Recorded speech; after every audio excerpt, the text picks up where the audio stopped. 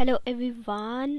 Indian polity चल रही है पार्ट नंबर 7, जिसमें हम कॉन्स्टिट्यूशन बॉडीज़ की बात करें। एम लक्ष्मीकांत की बुक है, ठीक है। और ये जो है चैप्टर नंबर आपका 46 चल रहा है और चैप्टर का नाम है अटॉर्नी जनरल ऑफ इंडिया, ठीक है। तो इससे पहले हमने कैग के बारे में पढ़ा था, ठीक है, controller and auditor general of India. आप वो भी जाके लेक्चर ज़रूर देखिएगा। तो इससे पहले मतलब हमने आज जो हम टॉपिक पढ़ रहे हैं अटॉर्नी जनरल ऑफ इंडिया, इससे पहले हमने ये सारे टॉपिक्स जो है एक एक करके सभी चैप्टर वाइज हमने कंप्लीट कर लिए हैं। आप जाके इन्हें भी देखिएगा और एक कॉन्टीन्यूटी की तरह पढ़िएगा इसको, ठीक है। तो आज हम अटॉर्नी जनरल ऑफ इंडिया के बारे में बात करते हैं। तो इंट्रो में मैं थोड़ा सा आपको बता देती हूँ कि कॉन्स्टिट्यूशन के अकॉर्डिंग आर्टिकल नंबर 76 जो है वो प्रोवाइड करता है किसका office, attorney general of India का, ठीक है। और इसको highest law officer of the country भी बोला जाता है, ठीक है। तो ये भी बात आपको ध्यान रखनी है। तो अगर हम अब बात कर लेते हैं अपॉइंटमेंट एंड टर्म की, तो जो अटॉर्नी जनरल है वो अपॉइंट किया जाता है, ये अभी हम सेकंड की बात कर रहे हैं पॉइंट की। तो अपॉइंट किया जाता है प्रेसिडेंट के द्वारा और he must be the person who qualified to be appointed. मतलब किसको अपॉइंट करता है अटॉर्नी जनरल, उसको मतलब क्या क्वालिफिकेशन उसकी होनी चाहिए, जज ऑफ सुप्रीम कोर्ट की कंडीशन को वो सेटिस्फाई करता हो, ठीक है। अदर वर्ड्स में हम देखा जाए वो मस्ट बी सिटीज़न होना चाहिए किसका, of India, and must be जज होना चाहिए, जज of some high court 5 years के लिए होना चाहिए, या फिर और है, ठीक है, एडवोकेट भी हो सकता है सम हाई कोर्ट का 10 ईयर्स के लिए, या फिर प्रेसिडेंट के ओपिनियन में वो एक एमिनेंट जूरिस्ट हो, ठीक है। तो ये जो है ये कंडीशन अगर कोई क्वालिफाई कर रहा है तो वो अटॉर्नी जनरल ऑफ इंडिया बनने के पोजीशन पे है और प्रेसिडेंट उसको अपॉइंट करेगा, ठीक है। और जो टर्म दी गई है एजी की टर्म, वो जो है डिफाइन नहीं की गई कॉन्स्टिट्यूशन के द्वारा, and constitution does not contain the procedure and ground of removal. तो रिमूवल के बारे में और इसकी टर्म के बारे में कोई कॉन्स्टिट्यूशन में डेफिनेशन डिफाइन नहीं की गई है, और ये होल्ड कर सकता है ऑफिस जो है प्रेसिडेंट की प्लेजर से, ठीक है। प्रेसिडेंट जब तक चाहे तब तक ये ऑफिस को होल्ड कर सकता है। उसके बाद इसका ये मतलब this means that he may be remove by the president any time. तो प्रेसिडेंट इसको कभी भी रिमूव कर सकता है और ये खुद भी क्विट करके जा सकता है ऑफिस को, रेजिग्नेशन देके किसको, अपना प्रेसिडेंट को।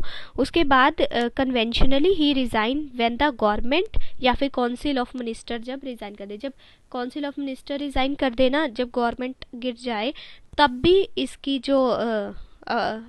जो इसको अपॉइंट किया गया था वो भी ख़त्म हो जाएगा, मतलब तब इसको छोड़ना पड़ेगा, ठीक है। उसके बाद रेम्यूनरेशन ऑफ द एजी भी जो है वो भी फिक्स नहीं है बाय द कॉन्स्टिट्यूशन, वो भी जो है प्रेसिडेंट ही डिटरमाइन करेगा कि इसकी रेम्यूनरेशन कितनी होनी चाहिए।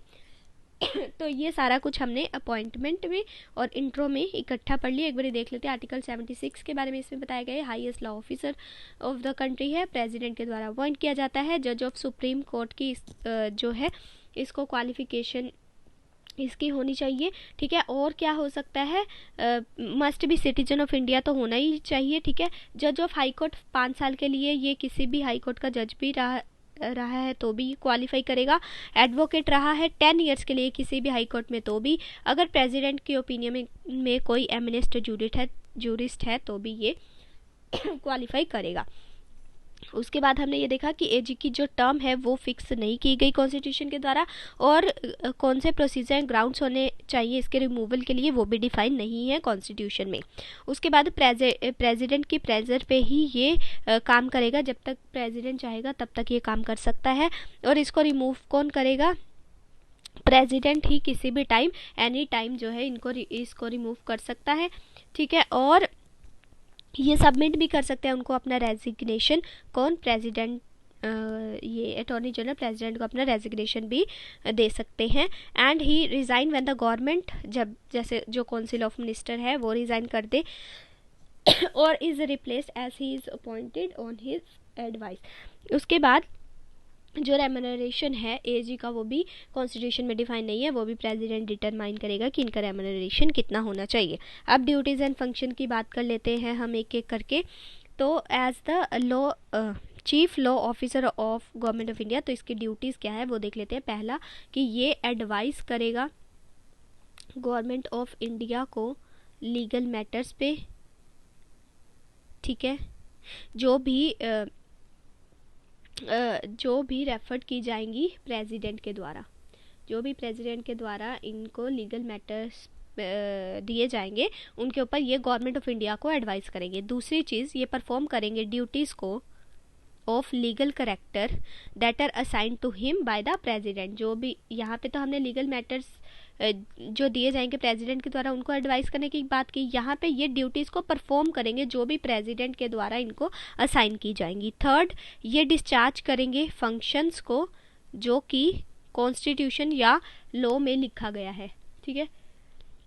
पढ़ के भी दिखा देती हूँ मैं। To discharge the function conferred on him by the constitution और एनी अदर लॉ, तो कॉन्स्टिट्यूशन के द्वारा और एनी अदर लॉ के द्वारा जो भी इनको फंक्शन दिए गए उनको डिस्चार्ज करेंगे, उनको निभाएंगे ये, ठीक है। तो ये जो है ड्यूटीज़ हो गई। अब फंक्शंस देख लेते हैं कि इनकी क्या है। तो इसमें ये है कि इनको टू अपीयर होना है गवर्नमेंट ऑफ इंडिया के बिहाफ के साथ in all the cases in the supreme court in which the government of India is concern. तो ये गवर्नमेंट ऑफ इंडिया के बिहाफ पे प्रेजेंट होंगे सुप्रीम कोर्ट के अंदर, ठीक है। दूसरी चीज़, to represent the government of India in any reference made by the president to the supreme court under the article 143 of the constitution. Very very important. तो गवर्नमेंट ऑफ इंडिया को represent करेंगे, ठीक है, किसी भी इन एनी रेफरेंस जो कि president के द्वारा बनाया गया होगा सुप्रीम कोर्ट के अंदर। ये किस आर्टिकल के अंडर लिखा हुआ है? आर्टिकल 143, ठीक है। थर्ड पॉइंट ये है कि ये अपीयर होंगे in any high court in any case in which the government of India is concern, मतलब किसी भी हाई कोर्ट के अंदर इनको बुलाया जा सकता है गवर्नमेंट का सपोर्ट देने के लिए, मतलब गवर्नमेंट ऑफ इंडिया जिससे कंसर्न होगी किसी भी केस के अंदर किसी भी हाई कोर्ट में इनको अपीयर ये हो सकते हैं when required by the government of India की बात चल रही है ये। तो ये 3 कंडीशंस और जो 3 ऊपर वाली कंडीशन ये सारी आपको ध्यान रखनी है। उसके बाद राइट्स एंड लिमिटेशंस की बात कर लेते हैं। तो यहाँ पे in the performance of his official duties, जो अटॉर्नी जनरल है उसके पास कौन कौन से राइट है? राइट ऑफ ऑडियंस, ऑडियंस का राइट है सभी कोर्ट्स के अंदर, इन ऑल कोर्ट्स, ठीक है। In the territory of India, मतलब इंडिया के अंदर, इंडिया की टेरिटरी के अंदर ये राइट ऑफ ऑडियंस की तरह जा सकते हैं सभी कोर्ट्स के अंदर, ऑल है यहाँ पे, ठीक है, ये याद रखना है। उसके बाद इनके पास राइट टू स्पीक का भी ऑप्शन है, ठीक है, and to take part in the proceeding of the both houses, जो हाउसेज होते हैं ऑफ द पार्लियामेंट उनके अंदर ये बोल सकते हैं उसका भी राइट है इनको, ठीक है।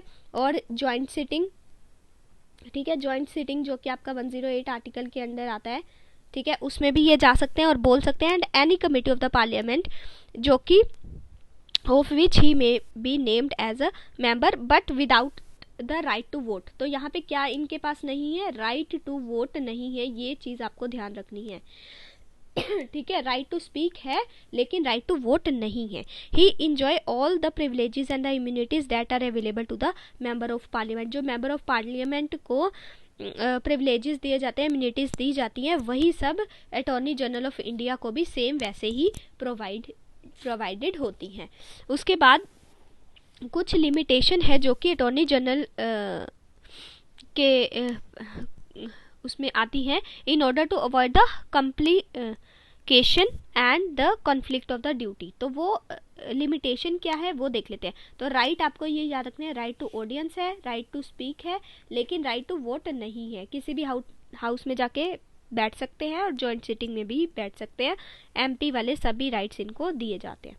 उसके बाद राइट टू वोट नहीं है, ये ध्यान रखना आप, ठीक है। उसके लिमिटेशंस की बात कर लेते हैं sorry.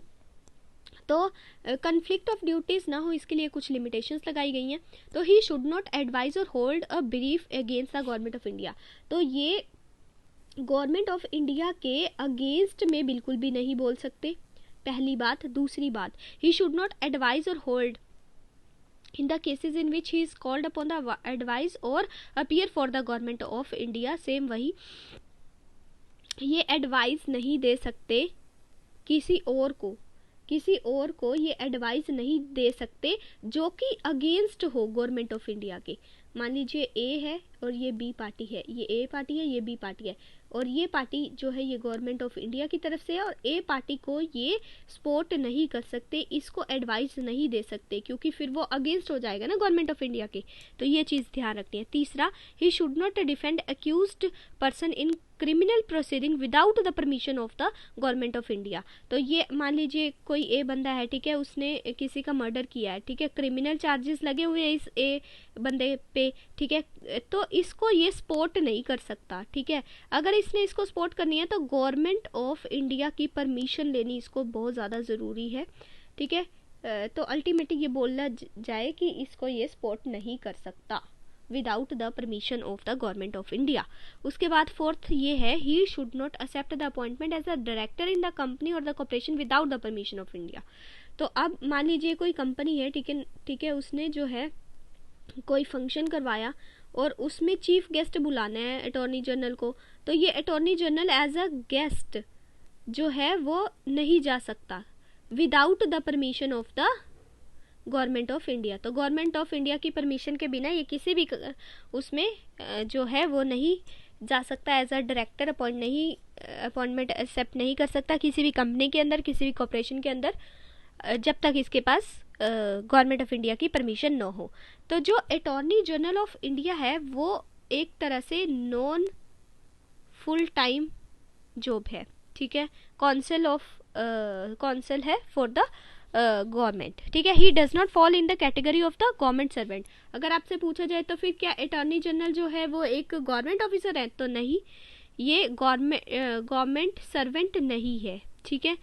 Further he is not debarred from the private legal practices. तो इसको मतलब डिबार नहीं किया जा सकता किसी भी प्राइवेट लीगल प्रैक्टिस से, ठीक है। दोबारा से देखो इसको, जो सारी बातें मैंने आपको बताई है, ये गवर्नमेंट ऑफ इंडिया के अगेंस्ट में नहीं बोल सकता, ये किसी को एडवाइस नहीं दे सकता जो कि अगेंस्ट जाए गवर्नमेंट ऑफ इंडिया के। ये किसी को वही वाली चीज़ यही ए एंड बी की तरह हमने जैसे समझाई है, ये सेकंड का ही एग्जांपल है। तो ये एडवाइस किसी और को नहीं दे सकता जो कि गवर्नमेंट ऑफ इंडिया के अगेंस्ट में जाए।